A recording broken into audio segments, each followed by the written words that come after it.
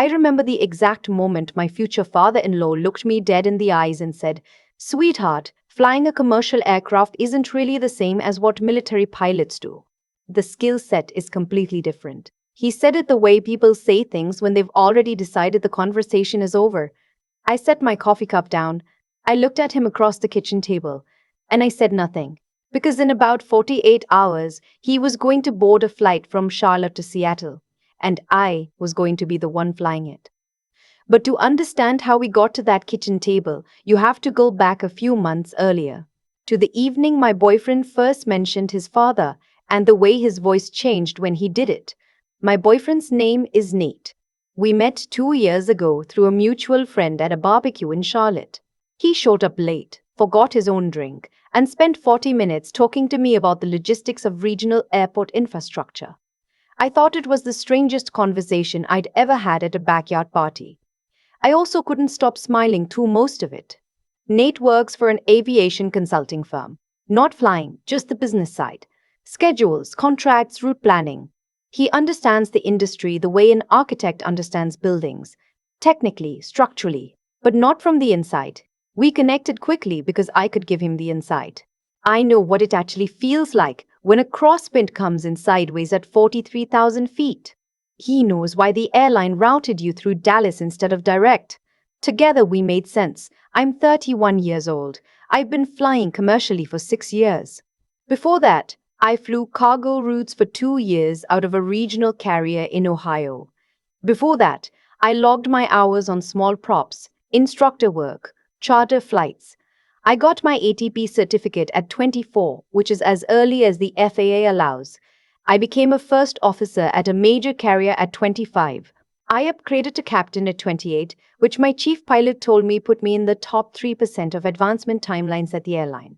I fly wide-body international routes now. The kind with 2 crews, long oceanic legs, airspace that requires coordination across 3 different countries at once. I love this job the way some people love the ocean, not for what it gives you, but for what it demands of you. What I hadn't told Nate's father was any of this, because Nate had never told him either. About 4 months into our relationship, Nate and I were cooking dinner at my apartment. He was dicing peppers badly. He always dices peppers badly, and I was watching him and trying not to say anything about it. He cleared his throat. "My parents want to meet you," he said. "Okay," I said. "When?" He set the knife down. "That's the thing." He turned around slowly. "I want to talk to you about my dad first." I pulled the cutting board away from him gently and started fixing the peppers myself. "Talk." Nate leaned against the counter. His father, he explained, was a retired Air Force fighter pilot. 22 years of service, F-16s mostly, a couple of deployments. He'd left the Air Force as a lieutenant colonel and spent the following decade working as an aviation safety consultant, mostly on the military contracting side. His name was Ray. He was 63 years old, still ran 5 miles every other morning, and had opinions about almost everything aviation-related that he delivered without much invitation. "He sounds like every pilot I've ever met," I said. Nate gave a faint smile. "He can be a little intense." "Nate, I fly airplanes for a living. I can handle intense." "It's not that." He paused. "He has some strong opinions about commercial aviation specifically." I glanced up from the peppers. "What kind of opinions?" Nate exhaled. "He thinks commercial flying is more of a systems management job. He doesn't see it the same way he sees military flying." I kept my face neutral. That particular attitude wasn't new to me. I'd been hearing versions of it since flight school. Military guys who thought airline flying was just button pushing. Civilian pilots who thought they'd gotten the better deal. Everyone in aviation has a hierarchy in their head, and everyone puts themselves near the top of it. "Does he know what I do?" I asked. Nate got quiet. "Nate, I told him you work in aviation," he said carefully. "That's true." "I said you were in scheduling and operations." I put the knife down. "You told your father I work a desk job." I panicked. "You've had 2 years to unpanic." He winced. "I know." I looked at him for a long moment. "Why?" Nate rubbed the back of his neck. "Because the second I said the word captain, the whole conversation would become about that. About whether you'd earned it, whether commercial aviation is real flying, whether you had enough hours, whether the airline had lowered standards. He stopped himself. I just wanted him to meet you first, as a person. That answer landed somewhere soft in me, even though part of me wanted to stay irritated. Nate wasn't trying to hide me. He was trying to protect something. A first impression that he knew his father would immediately dismantle if given the wrong information up front. All right, I said finally. He blinked. All right, I'll come to dinner. I'll be Nate's girlfriend who works in aviation operations. I picked the knife back up. But I'm not lying if he asks directly. He won't ask directly, Nate said. He'll just talk. That turned out to be more accurate than either of us knew. Nate's parents lived in a suburb of Charlotte, about 20 minutes from the airport. His mother, Diane, had a warm voice over the phone when she called to confirm the Sunday lunch. She asked me if I had any food allergies, apologized twice for a broken porch light, and told me she was making pot roast because it was Nate's favorite since he was 8 years old. She sounded like the kind of woman who kept a running grocery list and remembered everyone's birthday. His father said nothing on the phone. Nate's mother covered for him the way wives of strong-willed men learn to do. We drove over on a Sunday in late October. The trees along this street were going orange and red, the gutters full of leaves.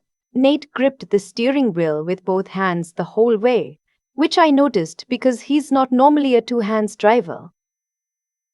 He's going to like you, Nate said, mostly to himself. You don't have to convince me, I said. You might want to convince yourself.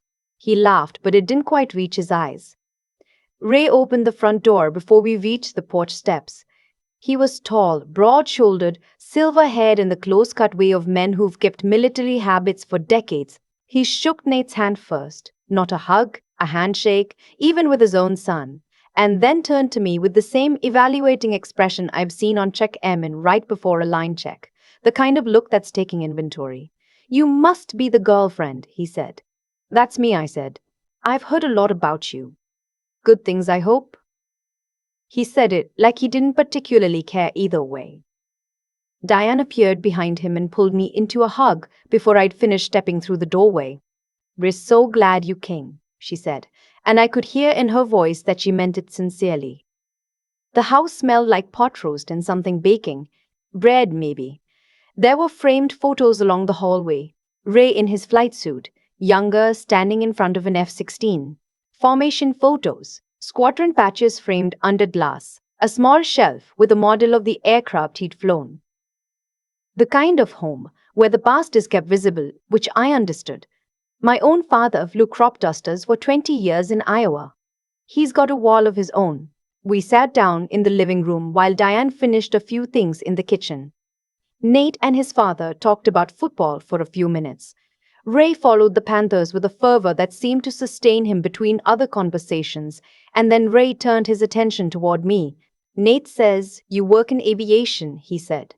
That's right. What side of it? Operations, mostly. I kept it vague. Scheduling, route coordination. He nodded slowly. Airlines, yes. Ray leaned back in his armchair. I did some consulting work on the commercial side a few years ago. Safety compliance, mostly. He paused. Different word from what I was used to. Different in what way? I asked, genuinely curious. The culture, he said. Military aviation, everyone's accountable. Rank means something. There's a clear chain. He glanced at Nate briefly, then back to me. Commercial aviation is more corporate. More about keeping schedules than keeping standards. I said, that's one way to look at it. He seemed to register my tone slightly. You disagree? I think the safety culture at the major carriers is more rigorous than people outside it realize, I said carefully. But I understand why someone coming from a military background might see it differently. He looked at me with mild interest, the way people look when they've said something they expected to land without resistance, and it didn't quite. But he let it go and moved on. Diane called us to the table. The pot roast was excellent. Diane had been cooking it since morning. There were roasted vegetables, a green salad, rolls still warm from the oven. Nate helped bring things out, relieved to have something to do with his hands. For a while, the conversation stayed easy. Diane asked about my family. I told her about my parents in Iowa, my younger brother who's a paramedic in Des Moines. She told a story about a trip she and Ray had taken to the Pacific Northwest the previous summer. Ray talked about a trail they'd hiked, something with significant elevation gain, and I could hear in the way he described it that physical difficulty was a form of pride for him. He was a man who measured things by how hard they were to do. Eventually, the conversation came back to aviation. It almost always does when there's a pilot at the table. Ray had been talking about a news story he'd read, something about airline hiring pipelines, training pipelines, whether standards were being compressed to meet demand. I'd read the same story. I had opinions about it that I kept measured. The real issue, Ray said, cutting his pot roast with deliberate strokes, is that commercial aviation has gotten away from the idea that the left seat is a position you earn. He glanced around the table. It used to mean something. Now they're upgrading people faster than they're ready. Nate shifted slightly in his seat. Some carriers have tightened the upgrade criteria in the last few years, I said. The minimum hours for ATP are federally mandated. 1,500 hours. Ray looked at me. I know what the regulations say. He said it evenly, not quite dismissively, but close. Of course, I said. He continued. Regulations are the floor, not the ceiling. A military pilot coming out of a squadron has 10 times the situational awareness of someone with 1,500 hours in a Cessna. He set his fork down. That's not a knock on anyone, it's just what the training produces. Military training is excellent, I agreed. The threat environments are different, though. High-altitude weather, oceanic routing, multi-crew coordination at scale. Those produce a different kind of skill. Neither is superior, exactly. They're different tools. Ray looked at me more carefully now. Diane quietly refilled the water glasses. You sound like you know the subject fairly well, Ray said. There was something slightly edged in his voice. Not hostile, but testing. I've been around it a while, I said. Nate looked at his plate. Ray picked his fork back up. The pilots I've seen come out of the commercial pipeline lately are good people. Conscientious. He paused. But there's something you only get from flying in high-stakes environments. Real stakes, not just passengers and schedules. I nodded once. A fighter pilot has to make split-second decisions that have life or death consequences. Ray continued. A commercial pilot is managing a procedure. It's more like being a highly trained bus driver than being a warfighter. The table got quiet. Diane looked at her plate. Nate's jaw tightened slightly. I took a sip of water. I set the glass down. I understand what you mean, I said calmly, and I respect the fighter pilot background enormously. The skill ceiling is extraordinary. I paused just briefly, but I pushed back on the bus driver comparison a little. Ray raised an eyebrow. Not angry. Interested. A bus driver doesn't calculate fuel burn across 8 time zones, I said.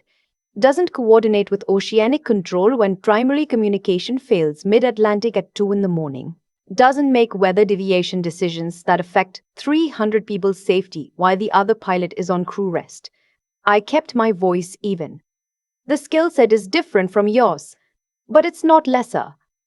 Ray studied me. Diane gave me a very small, barely perceptible nod.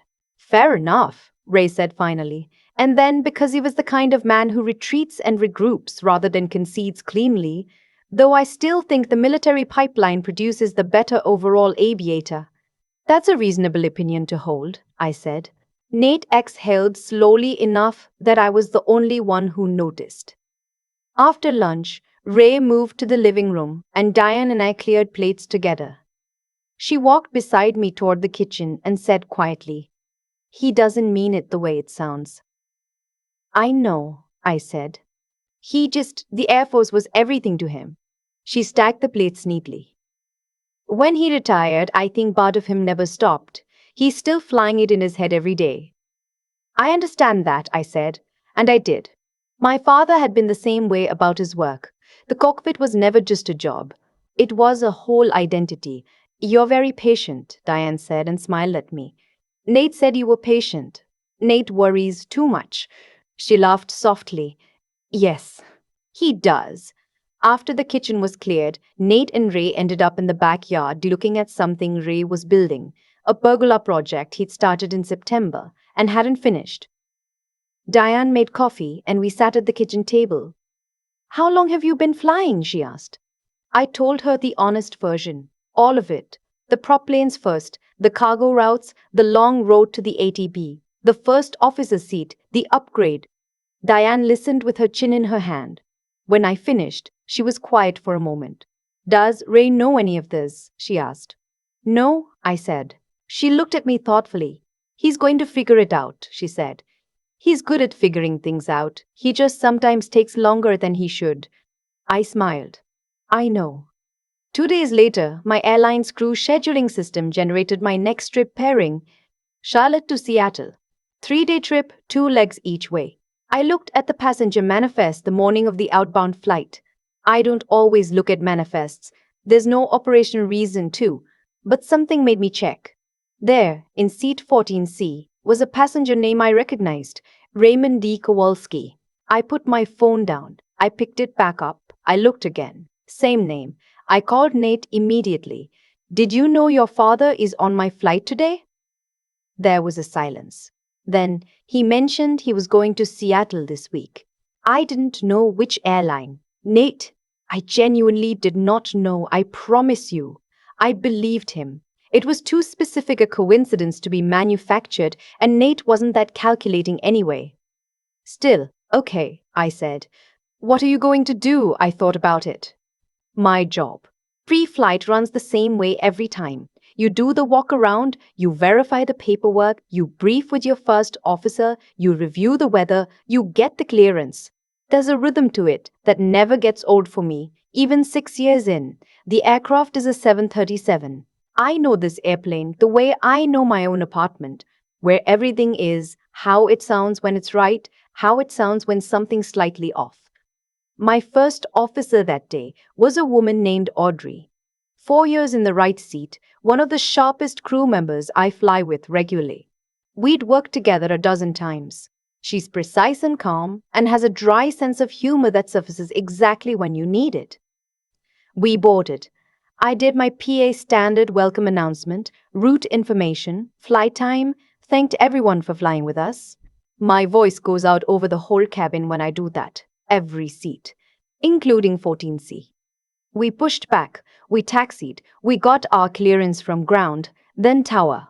We rolled down runway 18 left and climbed out over the Piedmont, and I felt the airplane settle into cruise in that particular way that always feels after everything like a kind of exhale. I didn't think about Ray during the flight. There was weather near the Rockies that required a slight deviation, a conversation with Denver Center about our altitude request, a coordination call to Seattle approach because of flow restrictions. The flying is always the main thing. Everything else waits. We landed at SCTAC 41 minutes ahead of schedule. After parking and completing shutdown, I came out of the flight deck to do my standard walkout. I always walk the cabin after landing if I have time. I thank the flight attendants. I acknowledge the passengers deplaning.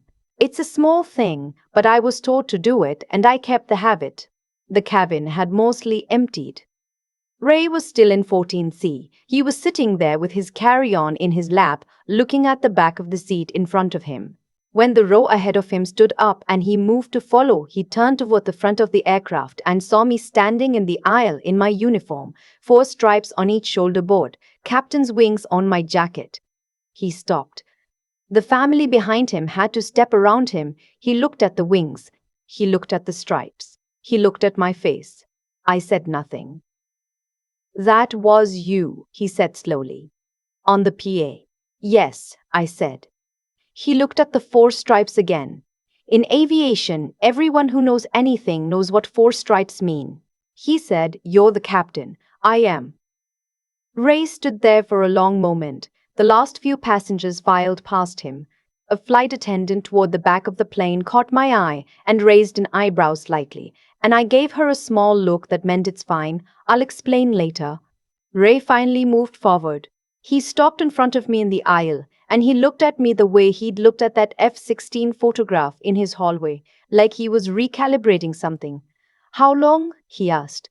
"Captaining, 3 years. Flying commercially, 6. Total flight time is just over 9,000 hours. He absorbed that. You're routing. Going around the weather near Colorado? That was you. Yes. He nodded slowly. Smart call. I was watching the terrain. I thought we were going to try to punch through. The turbulence forecast was bad enough that adding 20 minutes was worth it. Ray looked at me once more, and for the first time since I'd met him, the evaluating expression on his face wasn't looking for deficiencies. It was just looking. Well, he said finally, I'll be. He moved past me and off the aircraft. I stood in the empty cabin for a moment, and Audrey appeared from the flight deck doorway behind me. Friend of yours? She asked. My boyfriend's father, I said. She looked at the door he'd just walked through. Did he know you were flying? No, she considered that. Huh. Then how'd he take it? I thought about his face in the aisle.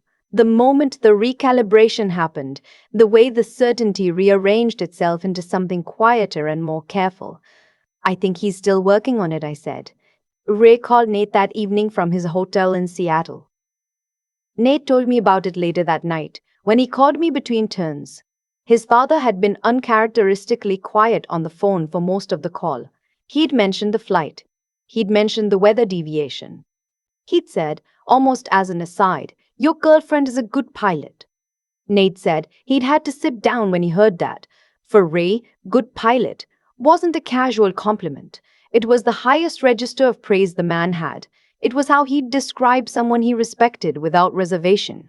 I was quiet when Nate told me. He wants to know if you'd be willing to have lunch when he gets back. Nate said, when does he get back? Thursday. I'm on a pairing Thursday, I said. I'm back Saturday. Saturday works.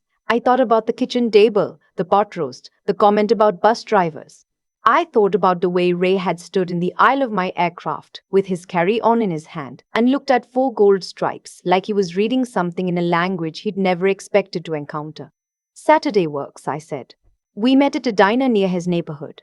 The kind of place with booths and laminated menus and coffee that comes in ceramic mugs without asking.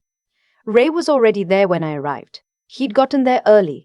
Another lifetime habit, I guessed. He stood up when he saw me come through the door, which surprised me. Thanks for making time, he said. Of course. We sat down. The waitress came. We ordered without much deliberation. Ray got scrambled eggs and wheat toast. I got the same.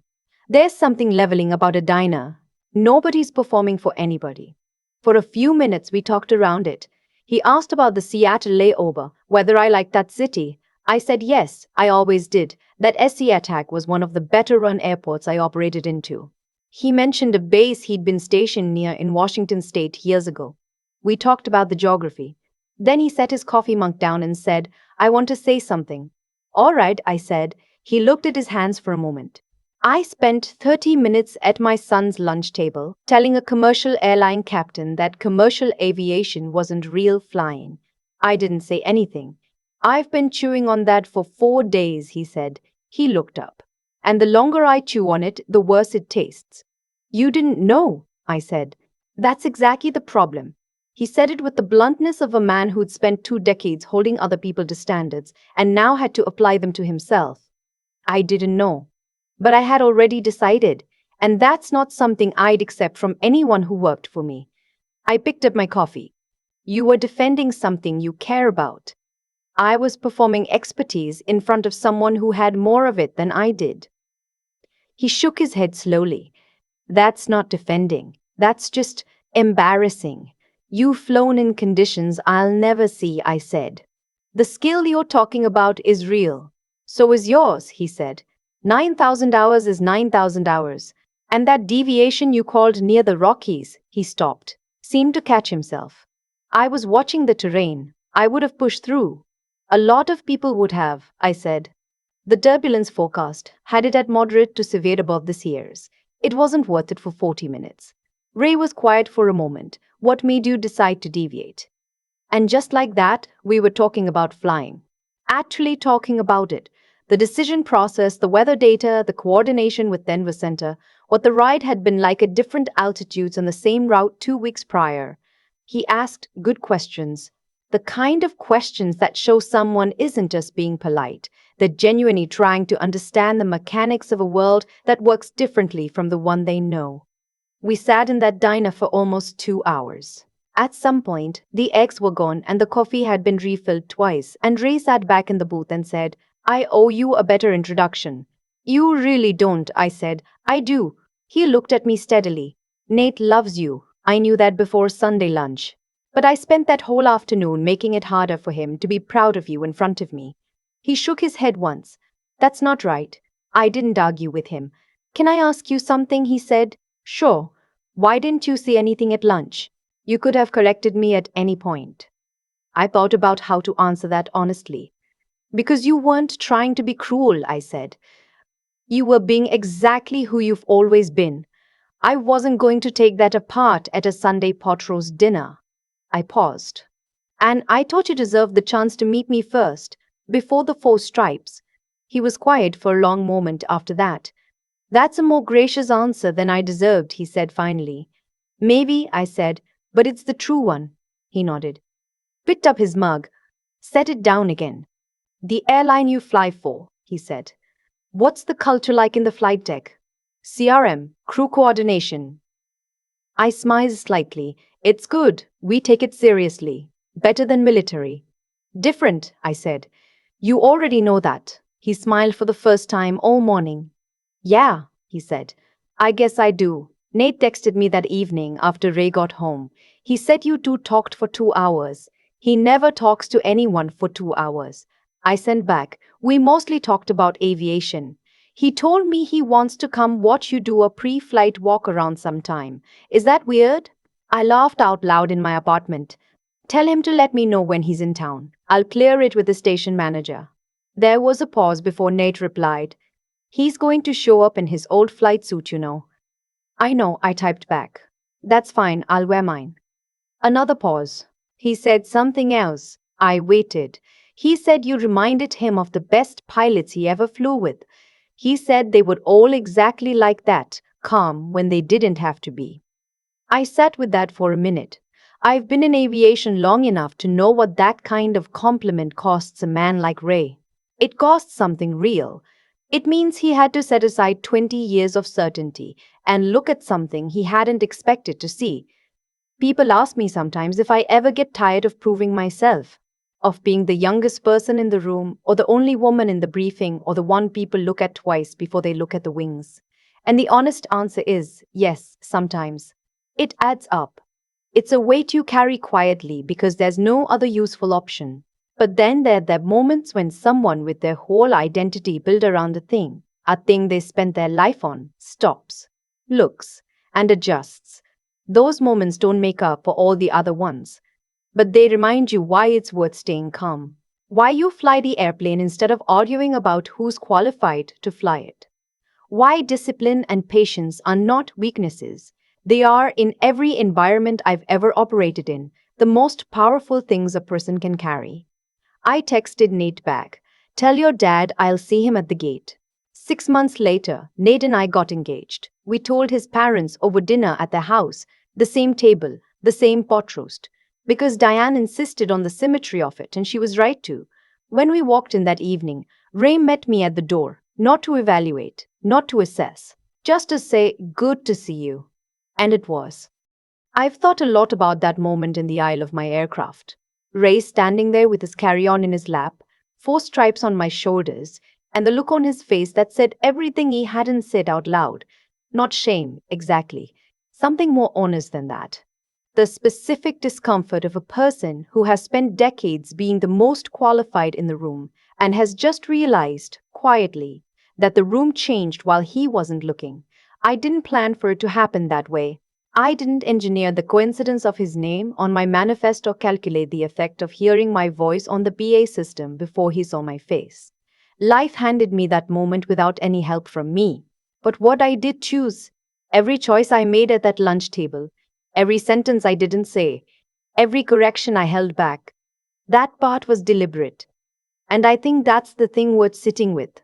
There's a version of that Sunday lunch where I correct Ray the first time he says something dismissive, where I put my credentials on the table early, watch his expression shift, and walk away feeling like I won something. I've imagined that version. It's satisfying for about 30 seconds. And then I think about what it would have cost. Not me, but Nate and Diane, and the possibility of something real with that family, and the satisfaction evaporates completely. What Ray needed wasn't to be corrected, he needed to see. Those are different things. Correction gives a person information, seeing gives them understanding. You can argue someone into silence, but you cannot argue them into change. That only happens when they arrive at it themselves, when the evidence is so plain and so undeniable that their own mind does the work for them. My uniform in that aisle did more in 10 seconds than any rebuttal I could have delivered over pot roast. I think about what it took to get to that cockpit. The early mornings, logging hours in a prop plane over flat Iowa fields. The cargo runs in weather that made your hands sweat. The years in the right seat, watching and learning before I ever touched the controls as the one responsible for the aircraft. None of that was handed to me. None of it came with an announcement or a ceremony. It just accumulated quietly the way real things do. And I think that's the part that actually reached Ray. Not the rank, the hours, the decisions, the 9,000 times I'd flown an airplane and made the call that kept everyone on board, safe and comfortable, and unaware of how much work was happening up front. He recognized that work because he'd done his own version of it for 22 years. Once he could see past his assumption about who I was, he recognized the thing underneath it that we had in common. That recognition is what changed him. Not my credentials, not a confrontation, just the truth, given enough room and enough time to become visible on its own. Nate told me once that his father spent his whole career believing the best pilots he ever flew with shared one trait: they stayed calm when they didn't have to. Not because they weren't feeling the pressure, but because they understood that calm was itself a form of skill, that managing yourself was prerequisite to managing anything else. I've tried to carry that. In the cockpit and outside of it, it doesn't always come easily. But I've learned that the moments when it costs the most to stay steady are usually the moments when it matters most to do. Ray showed up at that diner on a Thursday morning and sat across from me with his eggs and his coffee and his willingness to say he'd been wrong. That took something from him, and I'd like to think that my choosing not to make that Sunday lunch a fight made it a little easier for him to find his way to that diner. Actions have weight, the ones you take and the ones you don't. That's not a mystical idea. It's just true, and it shows up in the most ordinary places. A kitchen table in Charlotte, an airplane aisle in Seattle, a booth at a diner where two people who started in different worlds figure out they're talking the same language after all.